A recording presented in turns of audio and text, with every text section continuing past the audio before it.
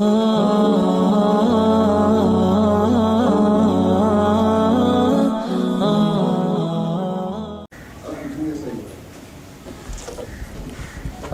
alaikum warahmatullahi wabarakatuh. Waandishi habari, karibuni sana tena katika ofisi zetu za BAKWATA makao makuu hapa. Tuna taarifa ambayo tunataka muifikishe kwa umma na wafuatiliaji wa mambo katika vyombo vya habari. Taarifa kwa umma.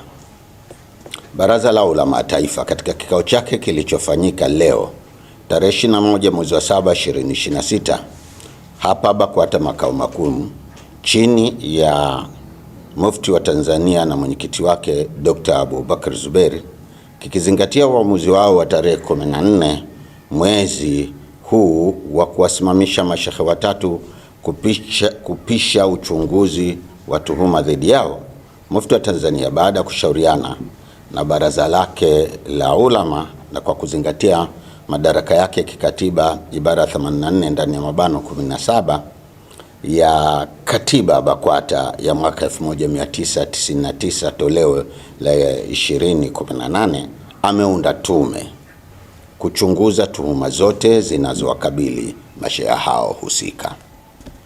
Sheikh Walid Al-Hadi Omar toka mkoa wa Dar es Salaam, Sheikh Isa Nasr Sheikh Isa Nasr Isa kutoka mkoa wa Singida na Sheikh Hassan Idi Kibura toka mkoa wa Kigoma.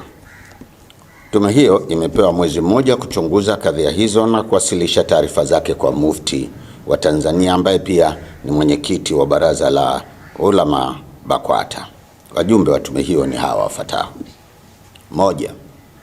Sheikh Shaban Juma Abdallah, Sheikh wa mkoa wa Arusha, mwenyekiti. Dr.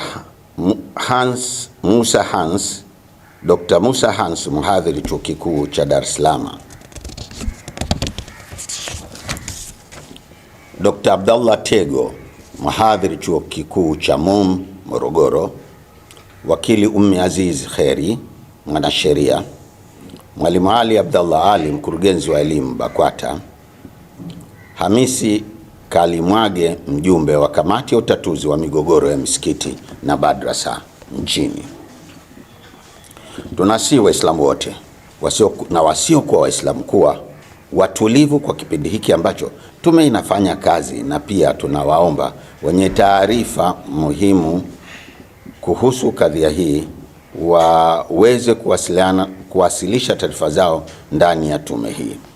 Pia wale wote watakaohitajika na tume katika kukusanya taarifa muhimu, tunawaomba watoe ushirikiano ili kufanikisha malengo ya tume hii ambayo ni kutenda haki kwa kila upande. Tunamwomba Mwenyezi Mungu atuwezeshe katika jambo hili la kheri. Wa billahi tawfik. Hassan Said Chizenga, katibu wa Baraza la Ulama na msemaji wa Mufti.